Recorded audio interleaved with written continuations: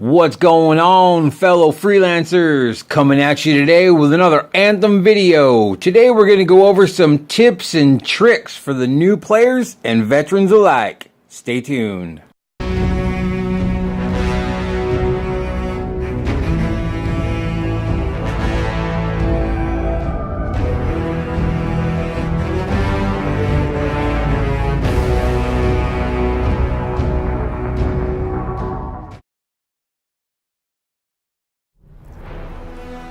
So the first tip, first and foremost, is to not look at this game as a, quote, shooter, or even a looter shooter. Treat this as the action RPG that it is, and you'll be much better off, and you'll have a much more enjoyable experience. This game is vastly different than any other game out there in its similar genre. It plays more like an RPG with guns. Whereas other games are, like The Division, for example, is first and foremost a shooter with RPG mechanics.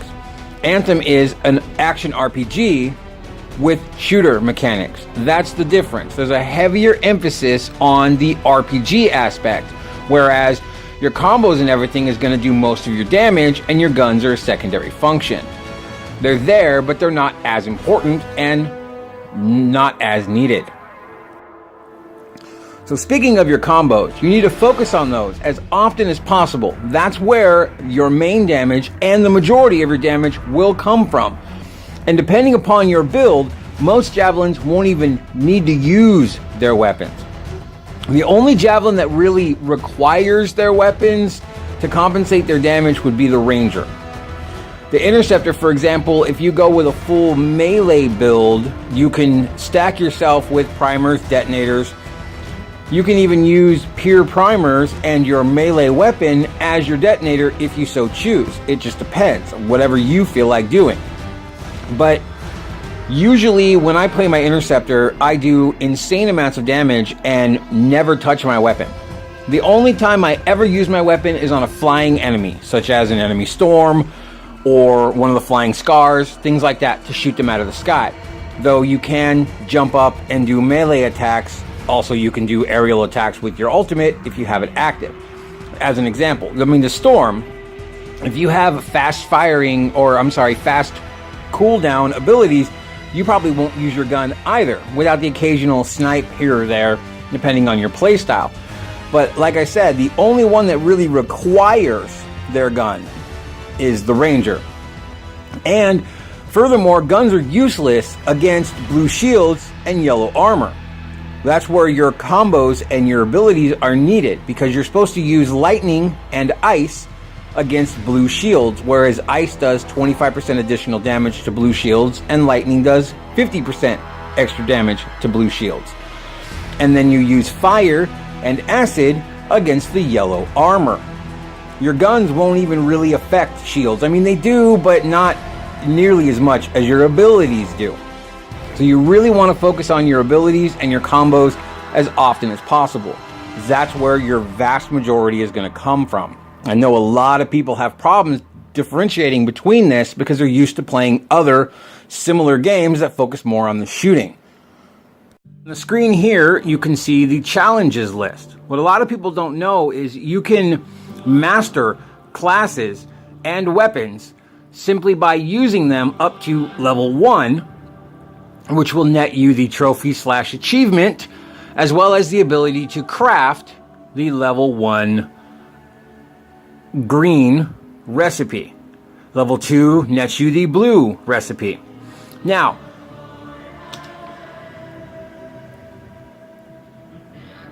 if you look here, you can see Colossus Master 1, which requires, the 12, which is the 12 abilities. The 5 from one, the 5 from the other, and the 2 support. So when you get them all to 1, you will get Colossus Gear 1 Master.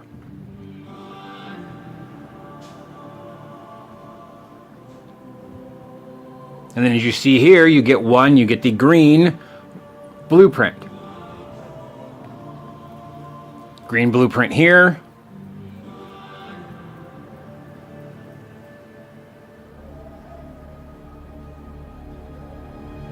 And then 2 nets you the blue blueprint. And this is simply by completing missions or world events. 4 for level 1, 8 for level 2. Now let's move on to weapons. Same thing. There's each weapon type, 9 weapon types. There's 3 kinds in each weapon type for 27 total weapons. And you need to kill 50 enemies per weapon for rank 1. Completing this will net you coin. The mastery will net you coin, but completing the actual weapon, like the Relentless Light Machine Gun, 50 kills, will net you the green for the Relentless Light Machine Gun. See right here, you can see Bombarder, Lurker, number 1, 50 kills, green recipe. And this works for all 27 weapons. And then 25 elite enemies to net you 2 and the blue recipe.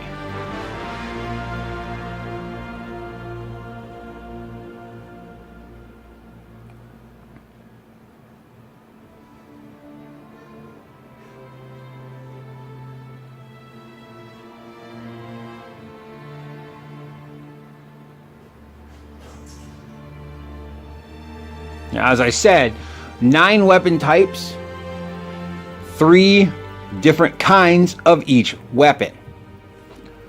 So, for example, you have the assault rifles. You have the Defender, the Warden, and the Hammerhead.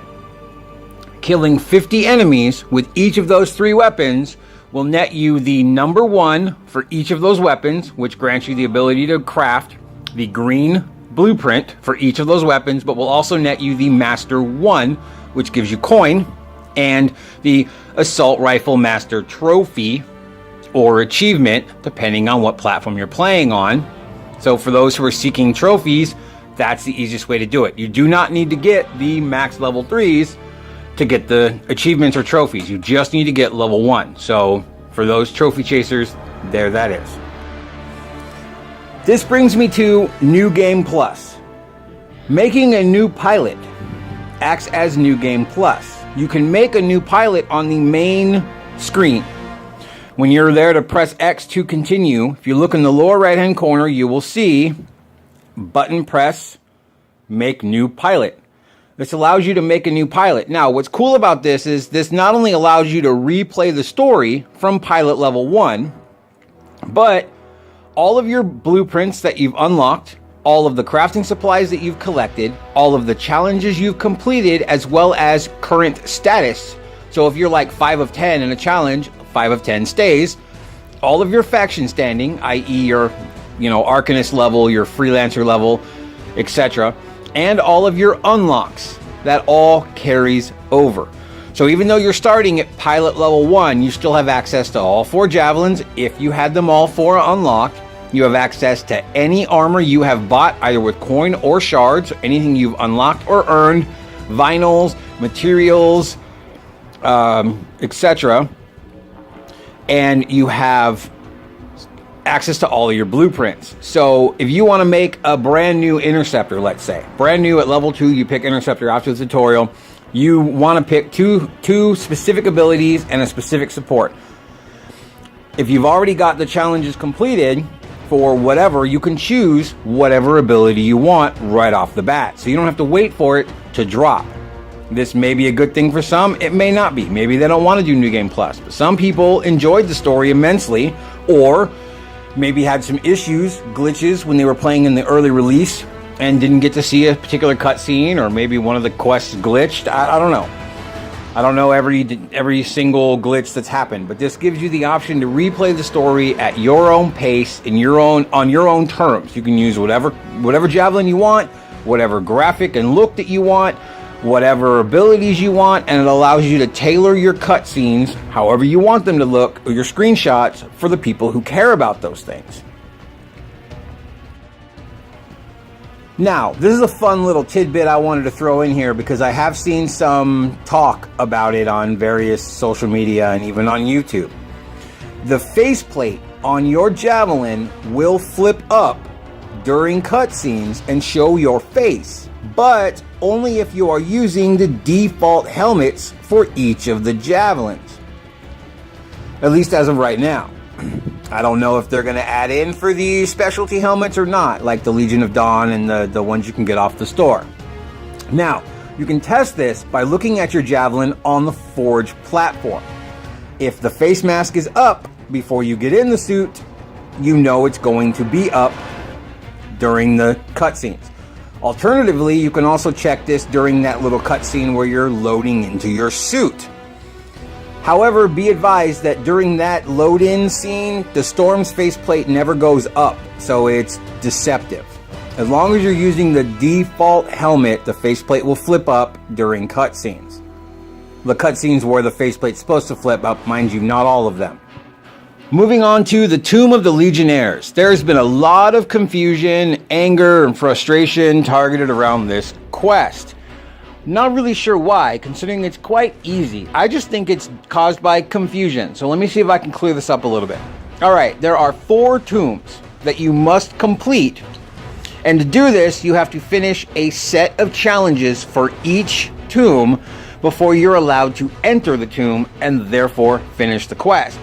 Now, these challenges can be started at level 3. So it's very, very important to start doing this as soon as possible.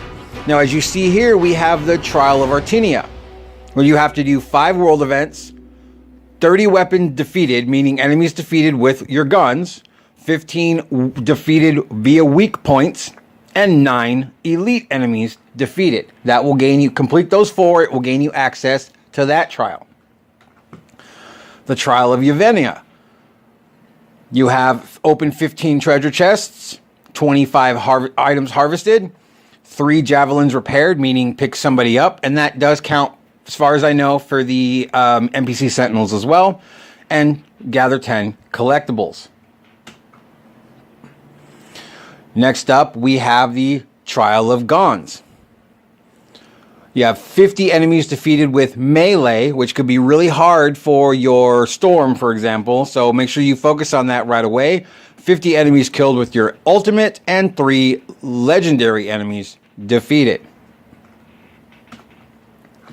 Now you got the Trial of Karif, which is complete 3 missions, 30 gear defeats. Gear defeats just means any of your abilities, like kill them with a grenade or a rocket, missile, etc.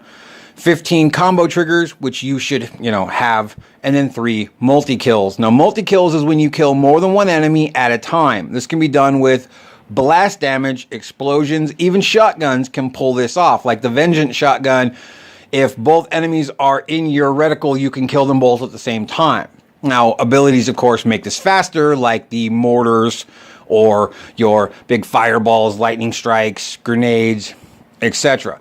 Most people will have these these challenges done by the time they even reach the quest. Some of them not so much. Like I said, if you're a Storm, the 50 melee kills may have eluded you. So make it a point, in my opinion, it behooves you to make it a point with the time you're 3 to just start randomly killing people with your melee if you're on a character that doesn't usually use melee, so that you can work towards this challenge. And you won't really have a problem once you get to that point in the story.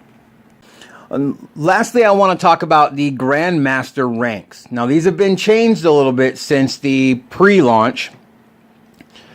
The requirements are the same, but now they're in a numerical value to make it easier for people to understand. Here you can see Grandmaster 1, which is recommended Javelin Power 400 plus. Grandmaster 2 is Javelin Power 475 plus. And Grandmaster 3 is Javelin Power 500 plus. And as you can see here at the side, at this difficulty, a coordinated group of freelancers with advanced, synergized builds is needed to survive. They're not kidding. These Grandmaster difficulties are brutal and will require teamwork and cooperation to complete successfully. More so the higher you go. Combos and coordination are very much key in the Grandmaster difficulties. So keep that in mind if you choose to run these difficulties. And that's it for this quick tips and tricks video. If you guys want more like this, maybe have a question about a specific thing, how to do something, how to achieve something, maybe where something is found, feel free to drop it in the comments and I will be more than happy to help you out. As always, thank you for watching. A like and subscribe will be very much appreciated. It helps out the channel. Click that bell if you're interested in my content and would like to know when new content gets posted. And I will catch you next time on the journey through Anthem.